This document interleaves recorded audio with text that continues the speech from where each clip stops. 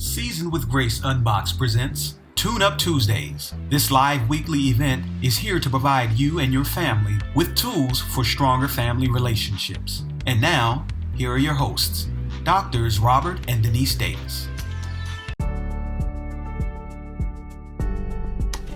Hello everyone, and welcome back to another episode of Tune Up Tuesdays, presented by Seasoned with Grace Unboxed.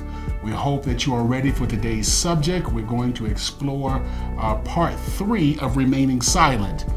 So let's get started. Denise, would you do us a huge favor and recap for us?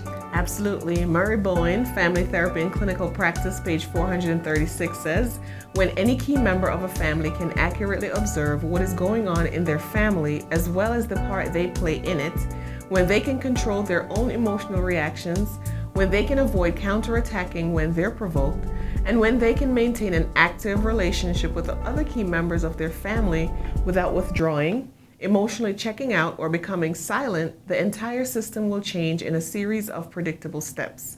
This is the essence of producing change in your family system.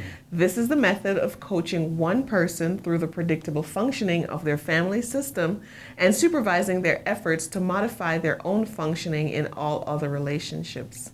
Repetition really does deepen the impression. Well, so far we have learned how to identify the key people in our families and how to interact with them. We've learned the importance of understanding how we respond and function emotionally, and how to improve our skills at becoming a better self. And part of improving those skills is learning to go against our natural instinct to avoid controversy and conflict by remaining silent. Last episode, we learned that our objective is not to outright avoid conflict, but to be mature and well-defined when conflict occurs. Right. Okay, so Robert, I believe that we shared with our viewers that it's more than just remaining silent to avoid conflict. It's also learning the skill of speaking the truth in love. So in other words, learning to be self-controlled so we can communicate in an emotionally mature manner. Today, I want us to dig deeper into the idea of not remaining silent, but rather saying the right things for the right reasons. Most of the times, when I remain silent during an emotionally charged conversation, it's because I run out of things to say. What I mean is, I'm so emotionally reactive that I cannot figure out what constructive things I can say. That's where most of us, Denise, fall short in fighting the urge to remain silent during emotionally high periods. We do not want to say things that are hurtful or things that are counterproductive. But here's the truth. If I cannot find something constructive to say during emotionally charged conversations, it's because I myself am too emotionally charged. To put it a bit simpler, the conversation, relationship, or interaction has taken control of me emotionally.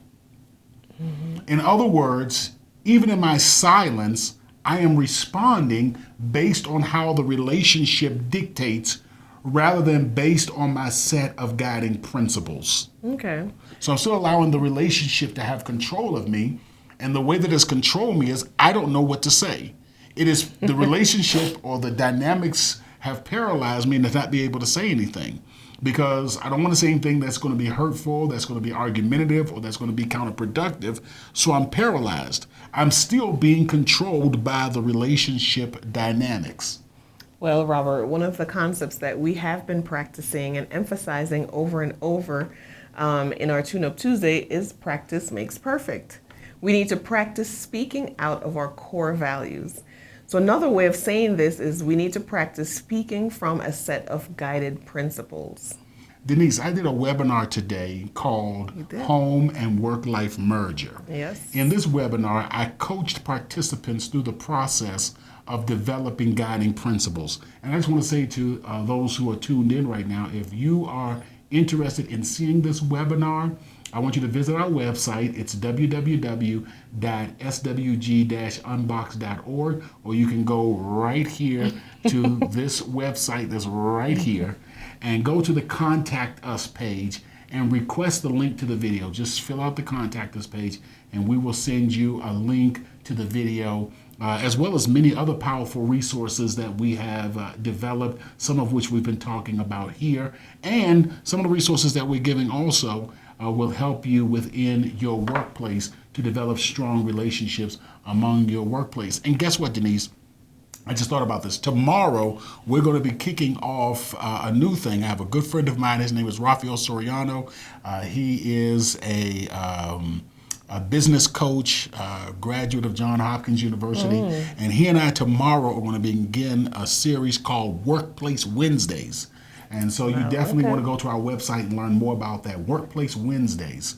But again, if you want the webinar that we did today about developing guiding principles, make sure that you contact our website. Okay, well, that was a great webinar. I want to encourage each of you to check it out. But back to our main point. As you said, we need to be in touch with our emotions and be able to self-regulate to the point where we can find constructive things to say even when the situation is emotionally charged. I wish there was a quick fix method to learning and implementing this skill set into real life, though. But the truth is, you develop this skill through ongoing trial and error.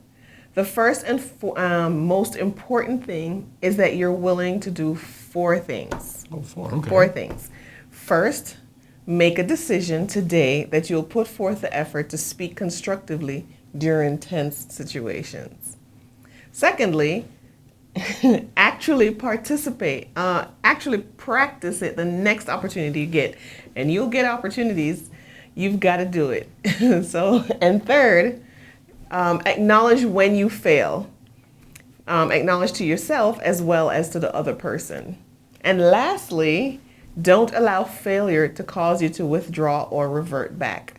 Instead, keep trying. The great philosopher Chuck Brown of Chuck Brown and the Soul Searchers used to say, whatever you do, Chuck Brown, great or small, do it well or don't do it at all. Ain't that right? Yeah. It's not booka, booka, booka, booka, booka. That's not how go-go music sounds. Okay. Go-go music is not booka, booka, booka, booka. All right? I don't know why. People say booka, booka, booka, booka, or they'll either say ding, ding, ding, ding, ding, ding.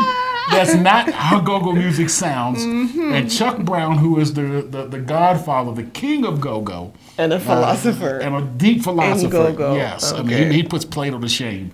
Do it, whatever you do, great or small, do it well or don't do it at all. Now, ain't that right? All right. Now, this really doesn't fit into what we're talking about, but I just like to find a way to throw Chuck Brown in the stuff. And I went down a YouTube wormhole a little bit and started watching some Chuck Brown videos from back in D.C. Go-go, which never made it out of D.C., but... Yeah. Okay. Chuck Brown is in the Rock and Roll Hall of Fame. But seriously,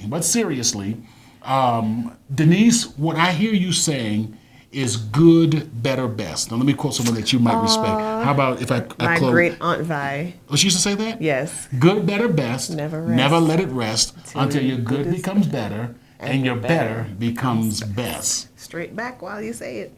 Okay, straight back. Good, better, best. Never let it rest. So when you're doing this, really do try to remember that concept. Good, better, best. You're not going to get it on the first try. This is a skill set that has to be developed. So good, better, best. Never let it rest until your good becomes better and your better becomes best. Before we transition into some other stuff, let me give you a small application to what we've been talking about here. When you're in the heat of an emotionally charged discussion, I want you to try this 4-step technique. It's a 4-step technique, okay? Okay. All right. And I want you to try it, Denise. All right? I know that it can be a little difficult for Jamaicans to try things that are going to calm them emotionally. But I want you to take that Jamaican hot blood and try these four steps, okay? Step number 1 is when I'm talking to you rationally, but you're getting all worked up emotionally and you can't control yourself, even though I'm controlled and well-mannered. The first thing I want you to do, Denise, is I want you to pause. Okay. Stop in the middle of the discussion. Just pause. Stop speaking. Take a breath if needed. Let me see you take a breath. Oh, wow, that's really good. And collect your thoughts. So that's the first thing, pause. The second thing I want you to do is... Stop speaking, but don't stop listening. Stop speaking, but don't stop listening. Okay. The second thing that I want you to do is I want you to share emotions.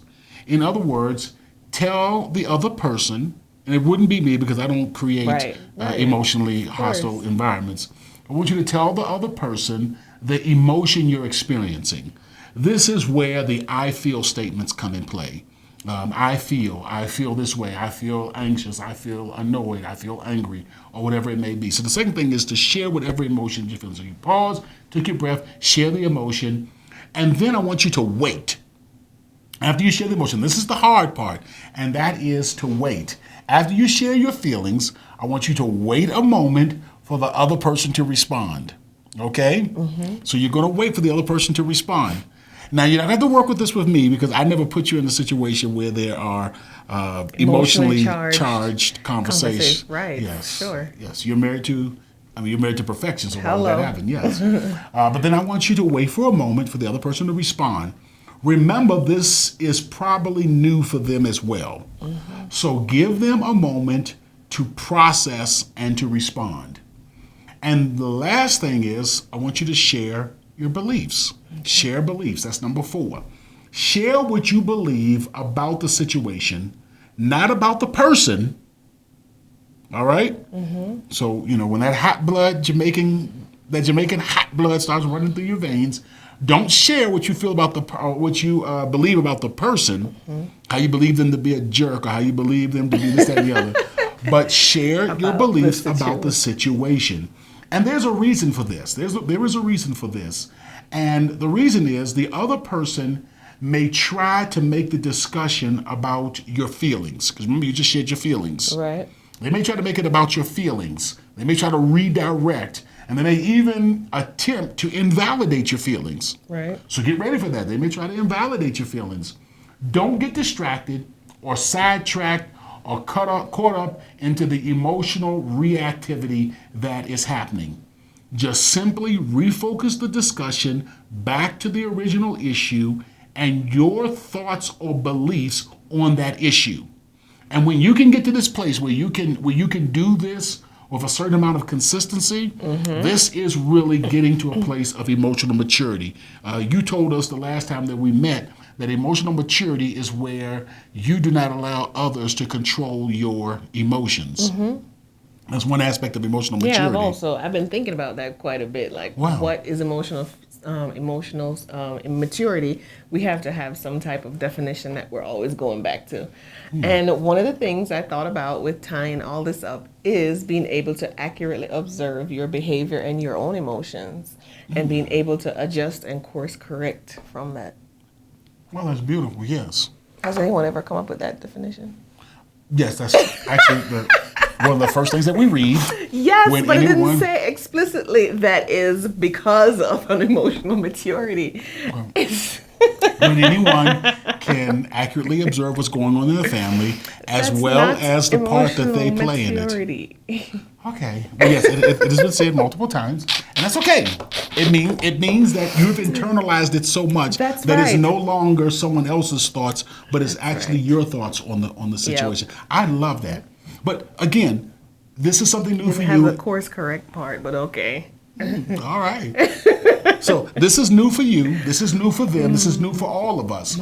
But it's giving us an opportunity to learn how to focus, to learn how to step out of the emotional reactivity, the emotionally responsiveness, and to deal with the issue, which allows us to ultimately be in control. And truthfully speaking, you may need to do these steps multiple times in one conversation.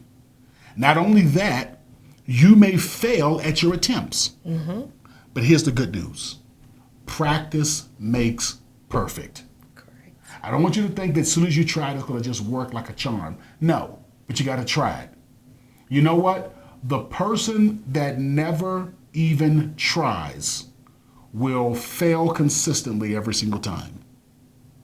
I was watching a show, a movie or something, and the gentleman said that if you don't know when you jump out of the plane if your parachute is going to open. But if you stay on the plane, your parachute will never open. That's Steve Harvey. Oh, that was Steve Harvey? Yes. Yeah, that's right. We were listening to one of his inspirational speeches. Yes. Steve Harvey. It will never open, and that sticks with me. So if you never try this, then I can guarantee you will not get to a place where you are in control of your own emotions, and where you are mature, and where you are not constantly pushed about and buffeted by circumstances, but rather you Controlled by guiding principle. You have your control by guiding principles. Okay. Talking about guiding principles, that's a good place for us to go, because what happened last episode? Well, before we go to the last episode, I want to say that I'm feeling very happy, Robert, that I have you around to help me practice these, because I know that conversations can be tense. And not with me, but just in general. Okay. All right, so our last episode, we told our viewers we would spend some time this episode discussing developing our guiding principles. If I understand you correctly, they can go to our website and watch an in-depth webinar on developing guiding principles, which I was happy to attend a portion of it. Wow. And we're not going to have any homework today, but I want to talk to you, Denise, about grief you've experienced during this COVID-19 pandemic.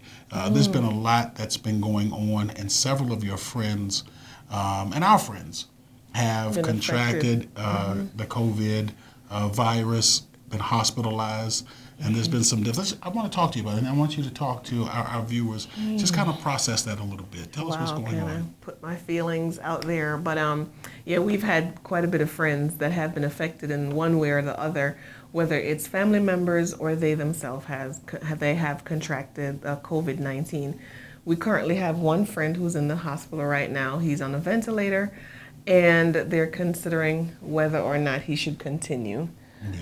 So we have that, and then we have, family and friends in New York who've been touched by it in so many ways. Wow. One friend in particular, he's also a pastor, and having to provide pastoral care to his congregation, and then he himself have been affected with the passing of his mom as a result of COVID-19. Wow. This is a teenage friend of yours, isn't it? Yeah, we grew up together. For years. Wow. We were a good band of friends when we all came in the church, and different circumstances just all kind of throw us all together. And so we just grew up all together, became adults together.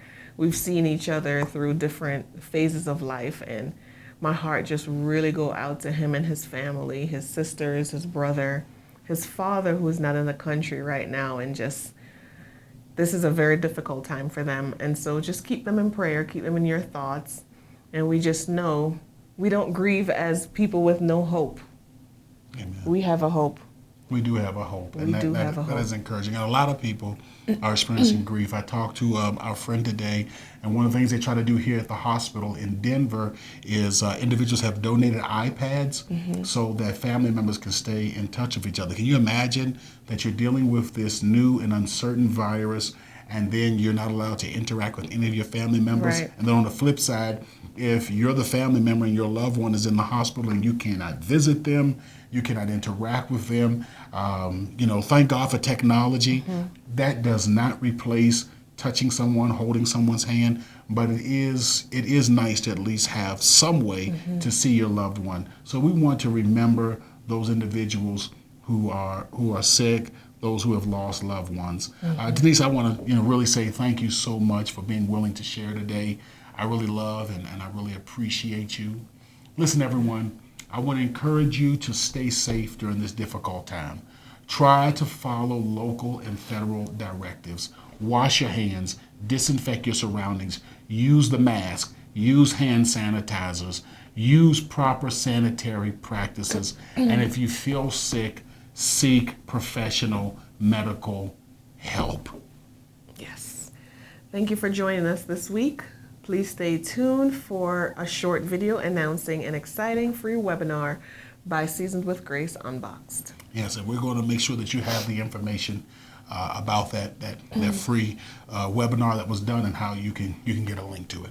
Yes. Well, we'll see you again next week at 9 p.m. Eastern Standard Time for Tune Up Tuesday, because even the smoothest running families need a Tune Up Tuesday. See you next week. See you next week. Seasoned with Grace Unboxed also provides healthy relationship training and leadership development for businesses, churches, and community organizations. For a free consultation to discuss your team's needs, please contact us at our website at swg-unboxed.org. That's swg-unboxed.org.